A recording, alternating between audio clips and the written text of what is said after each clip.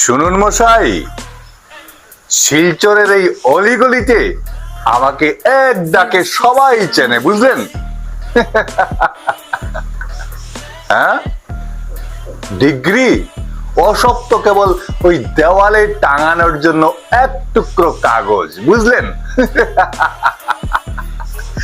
আসল হচ্ছে আমার এই চতুর বুদ্ধি আর কথা বলার কেরিশমা। হ্যাঁ, ওই কালই এক রোগী এলো পেট ব্যথা নিয়ে, বুঝলেন?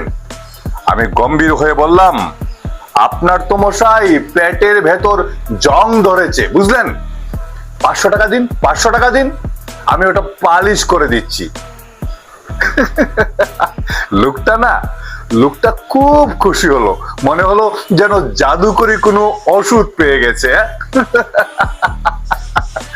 আসলে আমি তাকে স্বপ্নের ফেরিওয়ালা হয়ে সস্তায় সুস্থ হওয়ার গল্প শুনিয়েছি, আর কিছু নয়। হ্যাঁ, আমাকে ধরা সে তো সময়ের ব্যাপার মাত্র, বুঝলেন? যে কোনো দিন ঘটে যেতে পারে, যে কোনো দিন আমি ধরা পড়ে যেতে পারি, বুঝলেন? কিন্তু আমাকে জেলে পাঠানো মানেই কি সব শেষ? হ্যাঁ, কখনো না, কখনো না। আমার চারটা গরম হতে না হতেই দেখবেন পাশের গলি থেকে আরেকজন এসে ঠিক আমার জায়গায় বসে পড়েছে। হ্যাঁ, ঠিক বলছি। এই ভুয়ো ডাক্তারদের ব্যবসাটা এখন একটা চেইন সিস্টেম, ভাই, চেইন সিস্টেম হয়ে গেছে।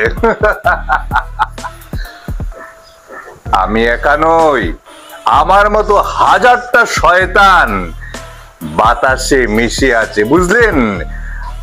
আমি আমি আমি একটা মস্ত বড় শয়তান ভুয়ো ডাক্তার।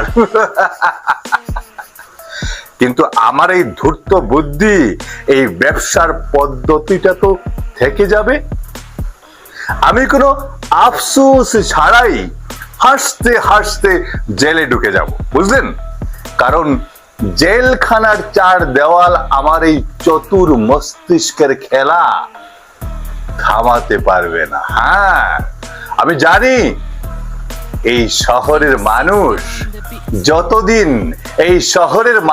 যতদিন সস্তায় জাদুর মতো চিকিৎসা খুঁজবে, ততদিন আমার মতো লোকের অভাব হবে না। হ্যাঁ।